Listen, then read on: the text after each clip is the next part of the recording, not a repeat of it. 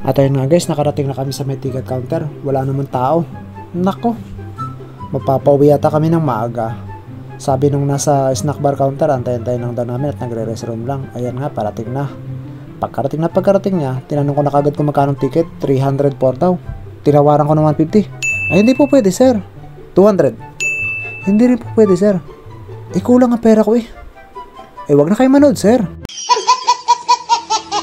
Ma'am, parang awa nyo na po. Baka naman po makakahingi ng discount. Hindi nga po pwede sir. Siya, ganito na lang ang gagawin natin. Pwede kang bigyan ko na lang na 1,000 para sa 4 na ticket. Siya, sige sir. Kung yun lang po ang para sa ikaluluwag ng inyong kalooban at makapanood kayo ng sine, sige po.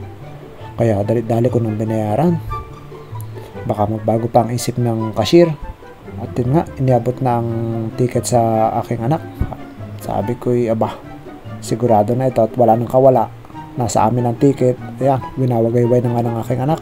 Pinagyayabang na. Ayan nga ho, hawak-hawak ko namin yung nasa unahan. At baka ho yan maligaw at mahirap na. At talagang ang pupuntahan nila hindi panonood ng sine kundi shopping. Kanya pa naman ang kaba ng bayan. Guys, dumiretso na nga pala kami sa Chowking. Dahil alas 3 na ng hapon, hindi pa rin kami nanananghalian.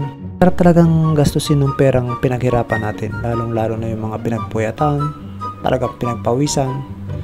Share ko nga lang pala sa inyo guys. Ang perang ginastos namin sa ticket at saka dito sa pagkain ay ang aming unang sweldo sa Reels at saka sa stream ads. Kaya may papayo ko sa inyo, patuloy lang kayong mag-upload ng magandang video at mga quality content na talagang siguradong papatok sa panlasa ng ating mga manonood. Tiyak na ma-engage ang ating mga audience sa atin. Hindi sila magsasawang manood. Sikapin natin na maibigay natin yung pinakamaganda at pinaka-the best nating idea sa mga video na ating i-share. Mga guys, sa wakas natapos na rin kami kumain.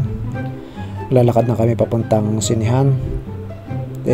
Tingnan nyo naman ang lakad. Yan ang lakad na mga busog na. Talagang hindi pwede magpadali. Nung malaman ko ang oras 4:35 na, sabi ko sa aking mag-ina, magdali-dali tayo at baka tayo masara ng pinto.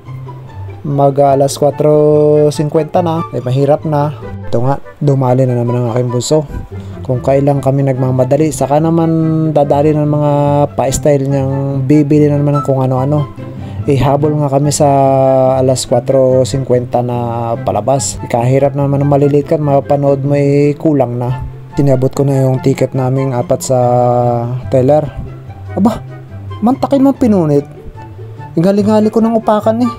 Kung hindi lang ako napigilan ng aking misis siya. Yung pinupunit, sabi ng misis ko. Ang isang side ay sa kanila at ang isang side ay sa amin. Gawin ko yun.